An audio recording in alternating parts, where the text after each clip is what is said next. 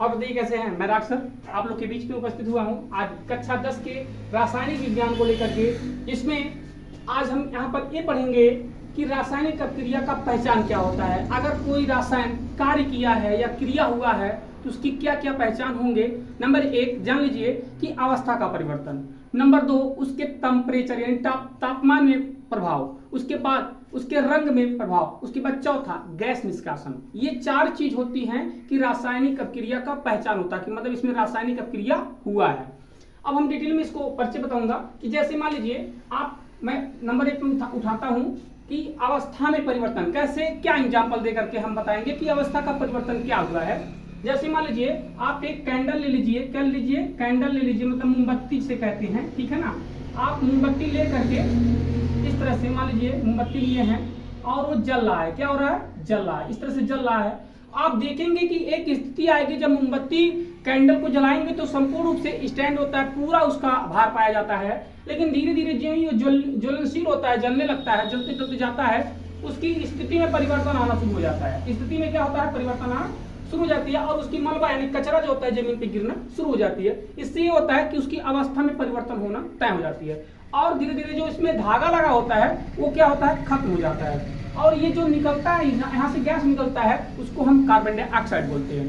तो सबसे नंबर 1 में आप जानेंगे कि अवस्था के परिवर्तन में मतलब रासायनिक अभिक्रिया में अवस्था का परिवर्तन बहुत इंपॉर्टेंट है। उसके बाद आता है ताप में। जब ताप में मतलब आप बूझा चूना ले लीजिए। क्या लीजिए? बूझा चूना, मतलब कच्चा चूना जिसे कह सकते हैं आप।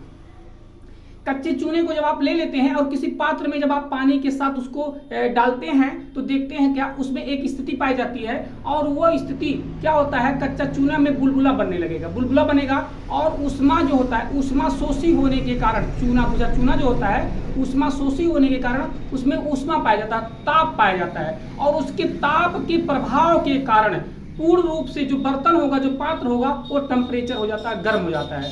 इससे ये पता चलता है कि जब उसमें यानी इसका मतलब ये हुआ कि चूना कार्य कर रहा है, चूना कार्य कर रहा है, यानी जो बुझा चूना है वो काम कर रहा है, उसके टेम्परेचर में परिवर्तन हो गया। अगर वो लोअर टेम्परेचर था तो हाई टेम्परेचर आ गया। उसके बाद आपका कह रहा है रंग में परिवर्तन। जब आप रंग के परिवर्तन की पता करेंगे, जैसे कि मान लीजिए साइट्रिक अम्ल, जब साइट्रिक अम्ल को पोटेशियम में क्या करेंगे? जब साइट्रिक अम्ल को पोटेशियम में डालेंगे तो बनाएगा पोटेशियम परमैंगनेट। ये पदार्थ का निर्माण होगा जिसका नाम रखेगा पोटेशियम परमैंगनेट। तो ये इसका रंग कैसा होगा? जानते हैं, बैगनी कलर का। लेकिन कुछ समय के बाद देखेंगे धीरे धीरे धीरे वो बैगनी कलर जो होता है वो खत्म हो जाता है। तो इससे पता चलता है कि रंग में परिवर्तन हुआ। मैं एक एग्जांपल और इसको समझा दे रहा हूँ। जैसे कि मान लीजिए कि आप कोई नया कपड़ा ले लिए हैं, बहुत बढ़िया है, बहुत लालकीन, मतलब बहुत चमक उमक रहा है। उसके बाद धीरे धीरे आप देखेंगे ना, एक समय ऐसा आएगा कि वो पूर्ण रूप से कपड़ा आपका डार्क होने लगेगा, मतलब मैला होने लगेगा। क्यों? क्योंकि उसकी रंग जो होता है उड़ता रहता है, मतलब बदलता रहता है, खराब हो जाता है। उसके बाद होता है गैस निष्कासन। अब गैस भी निकलता है। अब गैस निष्कासन में जब आप क्या करेंगे? जिंक को तन सल्फ्यूरिक अम्ल में डालेंगे। जब जिंक को सल्फ्यूरिक अम्ल में डालेंगे तो आपको बनाएगा परिवर्तन, उसका रंग में भी परिवर्तन हो जाएगा, वो बना जाएगा हाइड्रोजन। सॉरी, हाँ ठीक है, थोड़ा सा भूल रहे थे। जब आप जिंक को तन हाइड्रोनिक अम्ल में डालेंगे तो एक गैस निकलेगा, बुलबुला टाइप का गैस निकलेगा, उसको हम हाइड्रोजन कहेंगे। इससे ये पता चलता है कि हाइड्रोजन गैस भी मतलब निकल रहा है या परिवर्तन हुआ। तो गैस का निकलना एक एग्जांपल और इसमें मैं समझा दे रहा हूँ। जैसे कि मान लीजिए आप खाना बना रहे हैं तो खाना बनाने के बाद चावल जो बॉयल होता है, चावल बॉयल होता है तो उसमें से वाष्पन निकलता है। वाष्पन निकलने से इसका क्रिया मतलब हो रहा है कि वो क्रिया हो रहा है, चावल पक रहा है और चावल की अशुद्धियां वाष्प में वाष्पनित हो रहे हैं। इससे ये पता चलता है। ठीक इसी तरह से इसमें जब आप जिंक को तन हाइड्रोलिक अम्ल को हाइड्रोक्लोरिक अम्ल को मिलाएंगे तो आपको हाइड्रोजन गैस निष्कासन निकलने लगेगा। इससे पता चलेगा कि क्रिया हुआ। तो मैं ही बता रहा था, समझा रहा था आपको कि रासायनिक क्रिया का पहचान। अगर आप जान लीजिए अवस्था में परिवर्तन हुआ हो तो जान लीजिए क्रिया हुआ है, ताप में परिवर्तन हुआ हो तो क्रिया हुआ है, रंग में परिवर्तन हुआ हो तो क्रिया हुआ है, और गैस का निष्कासन हुआ हो तो जान लीजिए अब क्रिया हुआ है।